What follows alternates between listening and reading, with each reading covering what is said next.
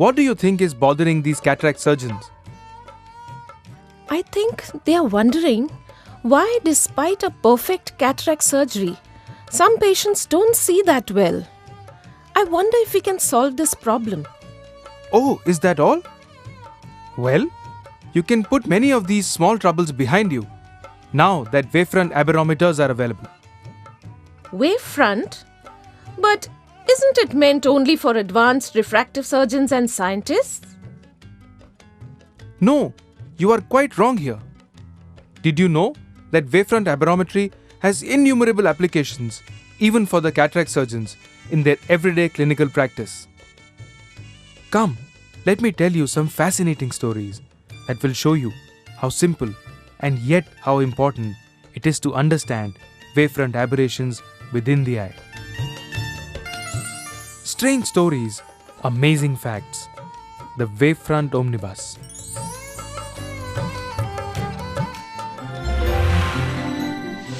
The anguish of an ophthalmologist. An ophthalmologist noticed that her vision just didn't seem right. Snellen's visual acuity was 20/20, and ophthalmic evaluation unremarkable. Aberrometry did not show any significant ocular aberrations. 3 months later, she returned, complaining that her microscope illumination had reduced and nothing seemed to help. Again, examination was unremarkable, with a clinically clear lens.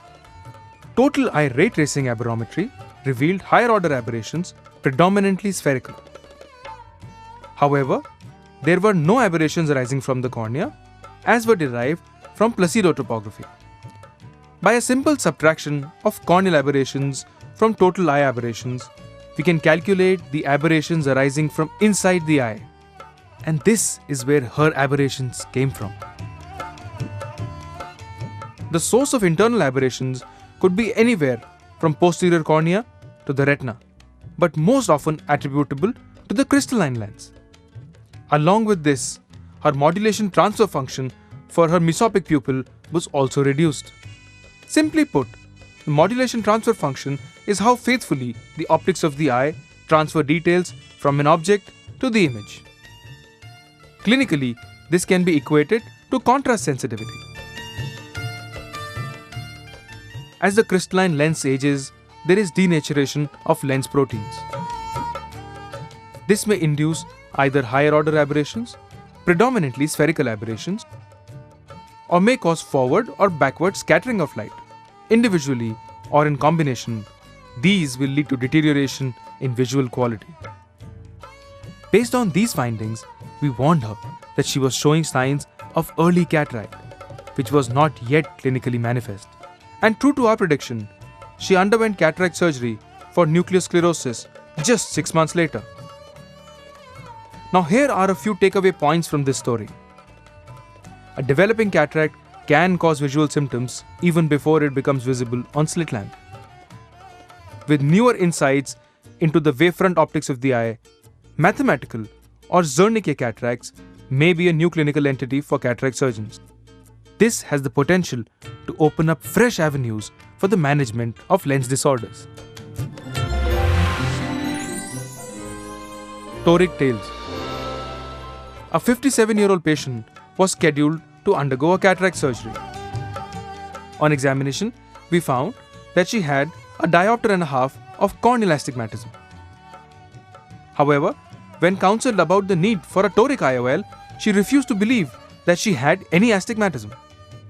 In all these years, she has never worn any cylindrical correction in her glasses.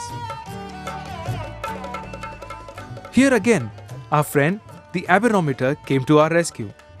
Literature has shown that the crystalline lens has a natural mechanism to compensate for corneal astigmatism. This internal compensation masks the presence of corneal astigmatism. No wonder she never needed any cylindrical glasses. We used the lucid color-coded display to demonstrate how her natural lenticular compensation would be lost and corneal astigmatism unmasked following a cataract surgery. She finally agreed for a toric IOL implantation, and it goes without saying she made the right choice. This time, therefore, we learnt that aberrometry comes in handy while counseling these patients about their own ocular problems. The unhappy multifocal patient. An executive, eager to avoid glasses, underwent cataract surgery with multifocal IOL implantation. The surgery was technically a success. Vision was 20/20. But the patient complained that the vision was not sharp. On examination, we found a well-centered multifocal IOL. What did we find on aberrometry? Aberrometry shows us the center of the limbus, center of the pupil, as well as the visual axis of the eye. In this case, the visual axis was separated from the center of the limbus by 0.45 millimeters. That is, this eye had a large angle alpha. Here, the visual axis and the center of the limbus do not coincide with each other. Any IOL will usually sit in the center of the capsular bag, equivalent to the center of the limbus. With a large angle alpha, when a patient fixates on an object, the light rays pass through the center of the visual axis but not the center of the IOL. This leads to deterioration in quality of vision. The lesson learnt is to always look at the angle alpha when planning a multifocal IOL. Similarly, it is easy to understand that any decentration or tilt of the crystalline lens or IOL can induce significant aberrations and degrade visual quality. Now, I hope these stories will change the way you perceive the wavefront optics of the eye. And let me also tell you that understanding them is not such a daunting task. Today, there are various user-friendly technologies available. Aberrometers also have different display options that allow us to look at wavefront maps, absolute values of aberrations, and specialized displays. These simple display options can be used to counsel patients about their problems and potential benefits of treatment.